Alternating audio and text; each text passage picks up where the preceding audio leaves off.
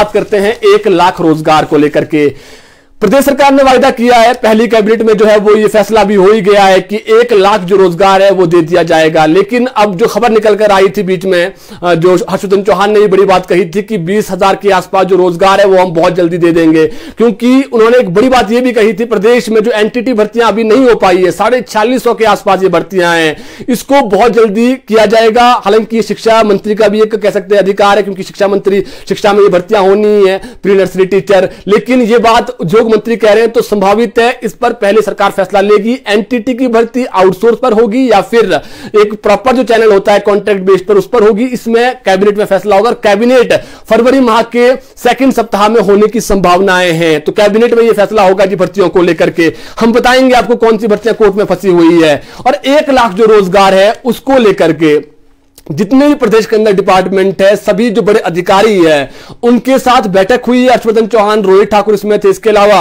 अनिरुद्ध सिंह राणा इसमें थे। जो बैठक हुई है उसमें ये दिशा निर्देश दे दिए गए हैं कि जो अगली बैठक कुछ दिनों बाद होनी है, 1 सप्ताह बाद ये बैठक होनी है, उसमें पूरा जो डाटा है विभागों का वो लाया जाए कि किस विभाग में कितने पद खाली चल रहे हैं, और ये जो है वो उसके बाद जब ये डाटा आ जाएगा इसको कैबिनेट में लिया जाएगा, फिर बहुत जल्दी जो है विभागों में भर्तियां निकलेगी। तो एक और अपडेट हो गई जी 1 लाख रोजगार को लेकर के। अब देखिए शिक्षा विभाग में जो खबर निकल कर आ रही है, शिक्षा मंत्री रोहित ठाकुर ने ये खुद जो है मीडिया में कहा है कि 12,000 पद शिक्षा विभाग में खाली चल रहे हैं, 6,000 भर्तियां कोर्ट में लटकी हुई है। और इसी में जो खबर निकल कर आ रही है नीचे, अब सरकार क्या कर रही है, शिक्षा विभाग क्या कर रहा है कि जो कोर्ट में भर्तियां लटकी हुई है उसका जवाब तैयार किया जा रहा है, और जवाब तैयार करने के बाद कोर्ट में तो उसको रखेंगे ही रखेंगे जो वकील है सरकार के, लेकिन इसको पहले जो है वो कैबिनेट में भी रखा जाएगा। और ये आश्वासन दिया है शिक्षा मंत्री ने कि बहुत जल्दी जो भर्तियां कोर्ट में फंसी हुई है उसको जो है वो बहाल करने के लिए पूरी जो कोशिश है वो सरकार की रहेगी।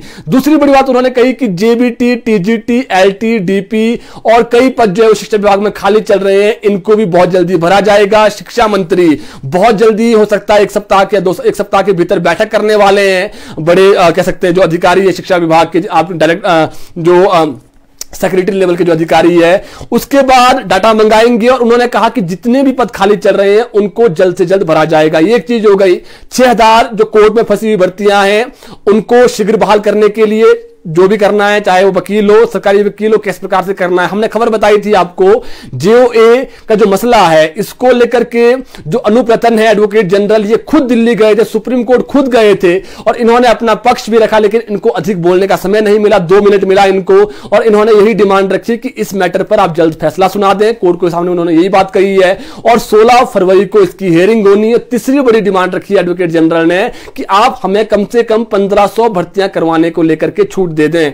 यानी सरकार इसको लेकर के गंभीर है। एडवोकेट जनरल खुद दिल्ली जा रहे हैं, तो आप समझ सकते हैं कि कितनी गंभीर सरकार इसको लेकर के है। और भी कई भर्तियां हैं, कंप्यूटर टीचर्स का मसला है, कंप्यूटर टीचर की भर्तियां नहीं हो पा रही है, कोर्ट में मसला चला हुआ है। डीपी की भर्तियां 5 साल से नहीं आई है, पीटी की भर्तियां नहीं आ रही है, जेबीटी की भर्तियां फंसी हुई है। जेबीटी बीएड का अपना मसला है, इसमें बीएड का एक जो फैसला आना है कोर्ट से कि जेबीटी भर्तियों में किसको रखना है किसको नहीं रखना है, ये अभी तक नहीं आ पाया, थोड़ा समय लगने वाला है। काफी भर्तियां कोर्ट कचहरी में फंसी हुई है और बहुत जल्दी ये भर्तियां होगी, शिक्षा मंत्री का दावा है। और